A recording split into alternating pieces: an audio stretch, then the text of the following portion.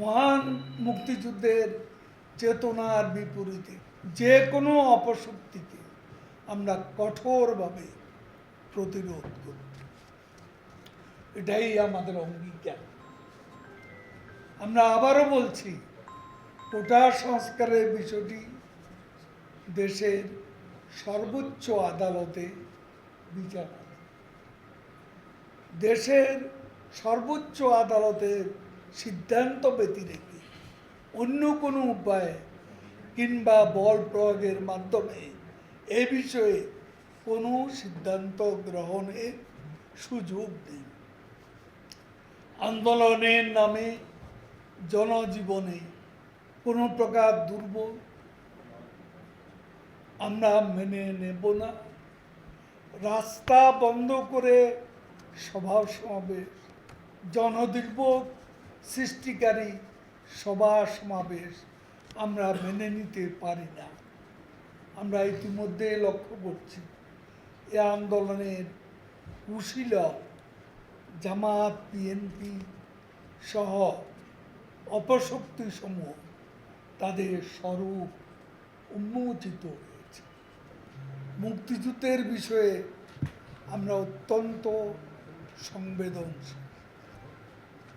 আমরা মনে করি, ছাত্রদের কোটা সংস্কারের আন্দোলনকে চিহ্নিত রাজনৈতিক অপশক্তি সরকার বিরোধী আন্দোলনে পরিণত করতে চায়। তাদের কারসাজিতে তাদের ক্রিয়ানকরা গত রাতে বিশ্ববিদ্যালয়ে বাংলাদেশের অস্তিত্বকে আঘাত করে মহান মুক্তিযুদ্ধের চেতনা বিরোধী স্লোগান উচ্চারণ করে তারা সমগ্র ছাত্র সমাজকে সরকারের বিপক্ষ শক্তি হিসাবে দাঁড় করানোর অপচেষ্টা করে। কোটা বিরোধী সংস্কার আন্দোলনের কতিপয় নেতা যেসব বক্তব্য রেখেছে, তার জবাব দেওয়ার জন্য ছাত্রলীগ সহ যারা তাদের এ আত্মস্বীকৃত রাজাকার, যারা নিজেদের অদ্যত্বপূর্ণ মানসিকতার প্রকাশ ঘটিয়েছে গত রাতে, তার জবাব তারাই দেবে। ছাত্রদের বিষয় ক্যাম্পাসের মধ্যে সীমিত থাকে।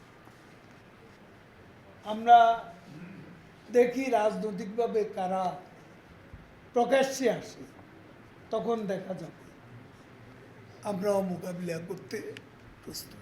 রাজাকারের চেতনা যারা ধারণ করে তারাও রাজা।